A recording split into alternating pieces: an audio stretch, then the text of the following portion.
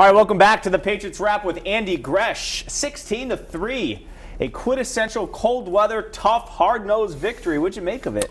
They did the job that they had to do, and they did it differently than they've done it in the past. I mean, it was get the lead, sit on the ball, play great defense. Right. This was a time where I think in the way they called the offensive game, that it showed they really do trust the defense that they built here with the lead. They didn't try to press it down the field. They didn't do anything stupid, and they were just able to bleed the clock.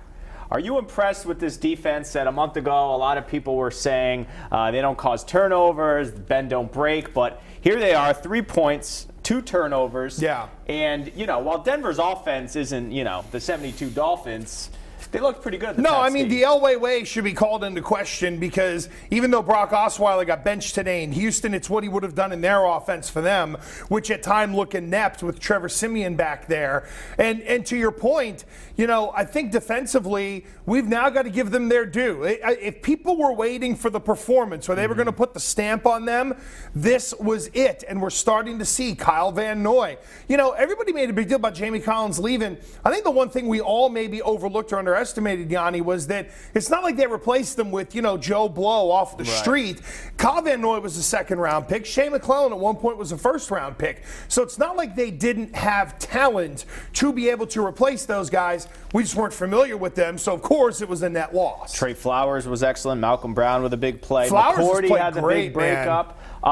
Talk about the Patriots' game plan. We knew they'd be run heavy, 38 runs to 32 passes, but it was different in that it was Dion Lewis getting much of the book. Well, I mean, a lot of it was counter, a lot of it was draw, and a lot of it was give it to the quicker back so they can get through the hole faster. I think, look, the unsung hero, and I know that there was a lot made on the game, but James Devlin did a fantastic job. I mean, when they're running that counter, he's one of the pull. It used to be pull the backside guard and tackle. Now it's backside guard, and the fullback is the guy that's leading the way up in there, and that's what Devlin was fantastic.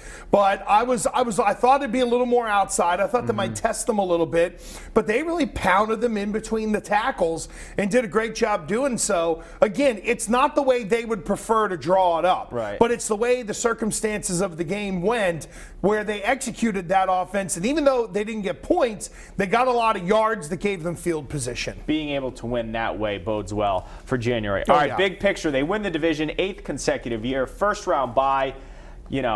Any arrangement of a Oakland loss or a Patriot win the next 2 weeks gives them the 1 seed. So what did today's win mean, big picture? I think it meant that going into Miami, you may have your choice as to whether you want to play them or not. And let's remember a bunch of years ago, Matt Castle throwing it into Section 220 against Jacksonville so that they made the postseason, and we know how that worked out. I think they may have set themselves up to where they could rest some other guys for an extra week if they wanted to, and with the way it broke today in terms of the Chiefs losing, Houston was desperate, but now they're in a battle for their division life. I mean, there really aren't a lot of potholes here the rest of the way. Jets and Miami. All right, just getting started with Andy Gresh on the Patriots Wrap. Coming up after the break, the NFL highlights from around the league and Gresh's thoughts on the rest of the day around the NFL. Much more from the Patriots Wrap coming up right after this.